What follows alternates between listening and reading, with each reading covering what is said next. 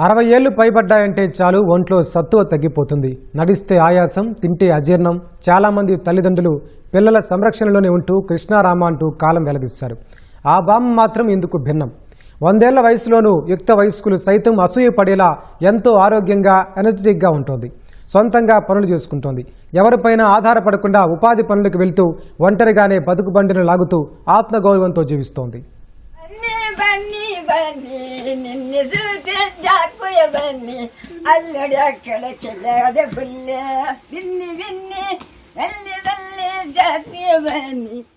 ఎంతో ఆనందంగా పాటలు పాడుకుంటూ డాన్స్ చేస్తున్న ఈ అవ్వ పేరు వీరమ్మ.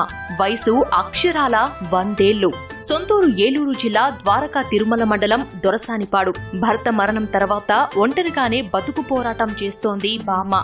వయసు మళ్లిన మనిషి కుంగలేదు. పైకి శరీరం ముడతలు పడుతున్నా ఇప్పటికీ ఎంతో ఆరోగ్యంగా జీవిస్తోంది. కుమారులు, మనవళ్లు, ముని మనవళ్లు ఇలా 3 తరాలను చూసింది. కుమార్తెలు, కుమారులున్నా ఎవరికీ తాను భారం కాకూడదన్నదే ఆమె ఆలోచన.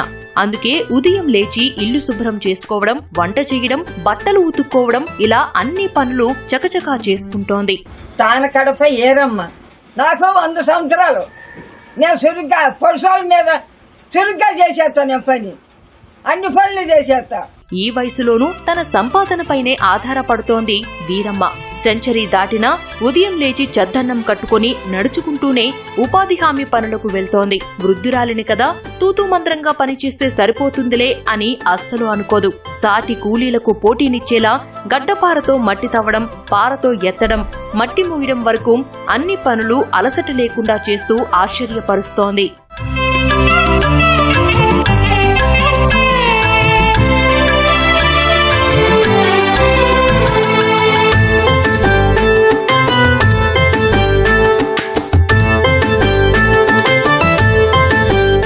రేపటి గురించి ఆలోచన లేదు. భవిష్యత్తుపై బెంగ అసలే లేదు. ఇప్పుడు ఈ క్షణం ఎలా ఉన్నామన్నదే ముఖ్యమంటోంది వీరమ్మ. తన ఫిట్నెస్ మంత్రను ఈటీవీతో పంచుకుంది. నేను జొన్నం తిన్నా, చూడండం తిన్నా, గెంటడం తిన్నా, మంచి బలంగానే ఉండ. అన్ని పనులు సురుగ్గా నేను చేయగలుగుతుంది, చేస్తున్నా.